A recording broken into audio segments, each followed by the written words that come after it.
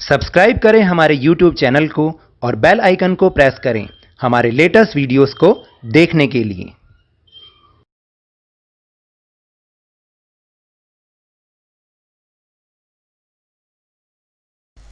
Hello and welcome to Lovneesh sir की class.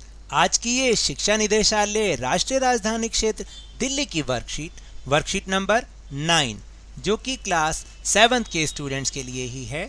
यह ली गई है हिंदी विषय से और जिसमें हम समझ रहे हैं पाठ हिमालय की बेटियां। अब आपको तो याद ही होगा कि पिछले वर्कशीट में भी हमने इस लेसन को थोड़ा बहुत समझा था, क्योंकि पिछली वर्कशीट से ही हमने इस लेसन को शुरुआत किया है उसका।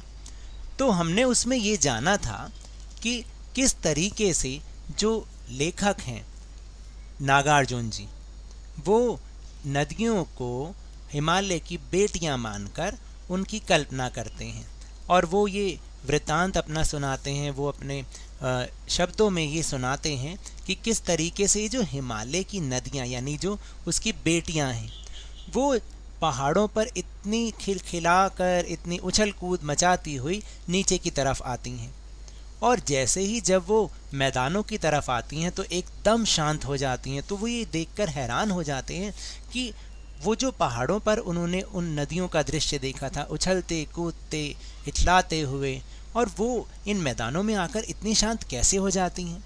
तो उन्होंने जो नदियां हैं उनके बारे में इतने सरल शब्दों में बताया है और उनकी उपमा हिमालय की बेटियों से की है। तो आज हम उसके आगे समझने का प्रयास करेंगे। फिर एक बार एक गद्यांश है, उसको ध्यानपूर्वक पढ़कर उसके आधार पर पूछे गए प्रश्नों के उत्तर देंगे। तो चलिए अब हम देखते हैं कि आगे क्या होता है। खेलते खेलते जब ये ज़रा दूर निकल जाती हैं तो देवदार, चीड़, सरो, चिनार, सफ़ेदा कैल के जंगलों में पहुंचकर शायद इन्हें बीती बातें याद करने का मौका मिल ही जाता होगा। कौन जाने बुढ़ा हिमालय अपनी इन नटखट बेटियों के लिए कितना सिर धुनता होगा। बड़ी बड़ी चोटियों से जाकर पूछिए तो उत्तर में विराट मौन के सिवाय उनके पास और रखा ही क्या है। सिंधु और ब्रह्मपुत्र ये दो ऐसे नाम हैं जिनके सुनते ही रावी, सतलुज, ब्यास, चिनाब, काबुल, कपिशा, गंगा, यमुना, सरयू, गंडक, कोसी आदि हिमालय की छोटी बड़ी सभी बेटियां आंखों के सामने नाचने लगती हैं। पर वास्तव में सिंधु और ब्रह्मपुत्र स्वयं कुछ नहीं है। दयालु हिमालय के पिघले हुए दिल की एक एक बूंद न जाने कब से इकट्ठा हो होकर इन दो महानदों के रूप में समुद्र की ओर प्रवाहित होती रही हैं। कितना सौभाग्यशाली है वह समुद्र जिसे पर्वतराज हिमालय की इन दो बेटियों का हाथ पकड़ने का श्रेय मिला। तो देखा आपने, जो लेखक नागार्जुन जी हैं उन्होंने कितने बढ़िया शब्दों में, कितने आसान और सरल शब्दों में ये जो हिमालय की नदियां हैं उनकी तुलना हिमालय की बेटियों से की है। और इसमें उनकी दो बड़ी बेटियों यानी दो बड़ी नदियां सिंधु और ब्रह्मपुत्र के बारे में बताया है कि, और इसके साथ साथ जो उनकी जो छोटी छोटी नदियां हैं जैसे रावी, सतलुज, ब्यास, चिनाब, ये सारी नदियां भी इन्हीं में जाकर मिलती हैं। इन्हीं के साथ मिलकर इन्हें बहुत बड़ा बना देती हैं और फिर ये दो बड़ी बड़ी नदियां समुद्र में जाकर मिल जाती हैं, समुद्र की ओर प्रवाहित होकर उसके अंदर समा जाती हैं। तो कितना सुंदर वृत्तांत नागार्जुन जी ने किया है। तो चलिए अब हम चलते हैं अपने प्रश्नोत्तर की ओर। तो पहला प्रश्न है कि खेलते खेलते ये नदियां किन पेड़ों के जंगलों में पहुंच जाती हैं। तो इसका उत्तर तो अभी अभी हमने समझा है कि ऊपर पहले शुरू में ही इसके बारे में लिखा हुआ है कि खेलते खेलते ये नदियां देवदार, चीड़, सरो, चिनार, सफ़ेदा कैल के जंगलों में पहुंच जाती हैं।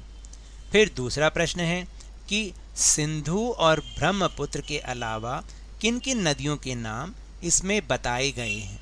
तो बहुत सारी नदियों के नाम इनमें बताए गए हैं, जैसे कि सिंधु, ब्रह्मपुत्र के अलावा रावी, सतलुज, ब्यास, चेनाब, काबुल, कपिशा, गंगा यमुना, सरयू, गंडक और कोसी नदियों के नाम इसमें बताए गए हैं। फिर प्रश्न नंबर 3 है कि सिंधु और ब्रह्मपुत्र की क्या विशेषताएं बताई गई हैं। तो सिंधु और ब्रह्मपुत्र की, हिमालय की दो ऐसी नदियां हैं सिंधु और ब्रह्मपुत्र, जिन्हें ऐतिहासिकता के आधार पर पुल्लिंग के रूप में नद भी माना गया है। कहा जाता है कि ये दो ऐसी नदियां हैं जो दयालु हिमालय के पिघले हुए दिल की एक एक बूंद से निर्मित हुई हैं और इनका रूप विशाल और विराट है। तभी मैंने आपको बताया था कि इसमें बहुत सारी नदियां मिलकर इन्हें विराट बना देती हैं। फिर जो चौथा प्रश्न है वो है नदियों से होने वाले लाभों के बारे में सोचकर इस विषय पर एक निबंध लिखिए। यानी नदियों से हमें क्या फ़ायदा है, इस पर आपको एक निबंध लिखना है। तो मेरा कुछ सुझाव है और मैंने आपकी कुछ सहायता करने की कोशिश की है, तो आप इसको भी देख सकते हैं और आप इसमें अपने सुझाव भी जोड़ सकते हैं। जैसे नदियाँ सदैव ही जीवनदायिनी रही हैं। नदियाँ प्रकृति का एक अभिन्न अंग हैं। नदियाँ अपने साथ बारिश का जल एकत्र कर उसे भूभाग में पहुंचाने का कार्य करती हैं। गंगा, सिंधु, अमेजन, नील, थेम्स, यंगतिशी आदि विश्व की प्रमुख नदियां हैं। नदियों के कई सामाजिक, वैज्ञानिक और आर्थिक लाभ हमें होते हैं। जैसे नदियों से जीवन के लिए अत्यंत आवश्यक स्वच्छ जल प्राप्त होता है। यही कारण है कि अधिकांश प्राचीन सभ्यताएं, जनजातियां नदियों के समीप ही तो विकसित हुई थी। उदाहरण के लिए सिंधु घाटी सभ्यता, सिंधु नदी के पास विकसित होने के प्रमाण हमें मिले हैं। संपूर्ण विश्व के बहुत बड़े भाग में पीने का पानी और घरेलू उपयोग के लिए पानी नदियों के द्वारा ही तो प्राप्त किया जाता है। आर्थिक दृष्टि से भी देखें तो नदियां बहुत उपयोगी होती हैं, क्योंकि उद्योगों के लिए आवश्यक जल नदियों से सरलता से प्राप्त किया जा सकता है। कृषि के लिए सिंचाई एक महत्वपूर्ण प्रक्रिया है। इसके लिए आवश्यक पानी नदियों द्वारा प्रदान किया जाता है। नदियाँ खेती के लिए लाभदायक, उपजाऊ, जलोढ़ मिट्टी का उत्तम स्रोत होती हैं। नदियाँ न केवल जल प्रदान करती हैं बल्कि घरेलू और औद्योगिक गंदे व अवशिष्ट पानी को अपने साथ बहा कर भी ले जाती हैं। बड़ी नदियों का उपयोग जल परिवहन के रूप में भी किया जा रहा है। सैलानियों के लिए भी नदियाँ कई मनोरंजन के साधन जैसे बोटिंग, रिवर राफ्टिंग आदि उपलब्ध कराती हैं, जिससे पर्यटन उद्योग को बढ़ावा मिलता है। नदियों से मछली के रूप में खाद्य पदार्थ भी प्राप्त होते हैं। नदियों पर बांध बनाकर भी उनसे हाइड्रो बिजली प्राप्त की जाती है। तो देखिए, ये तो मेरा एक सुझाव था, इसमें से आप थोड़ा सा छोटा भी कर सकते हैं और आपको अगर खुद से आता है तो आप वो भी लिख सकते हैं। तो ये तो हुई आज की वर्कशीट। अगर मेरे इस तरह समझाने से आपको थोड़ा सा भी समझ में आया हो तो इस चैनल को ज़्यादा से ज़्यादा सब्सक्राइब कीजिए और बहुत ज़्यादा लाइक भी दीजिए और बहुत ज़्यादा शेयर भी कीजिए। और हाँ, मेरे साथ इसी तरह वर्कशीट को समझते रहिए, लेकिन ध्यान और मन लगाकर पूरी मेहनत के साथ पढ़ते रहिए। और हाँ, अगर आपको कोविड यानी कोरोना वायरस से बचना है तो आप उसके लिए मास्क ज़रूर पहनें, क्योंकि जब तक दवाई नहीं तब तक ढिलाई नहीं। धन्यवाद।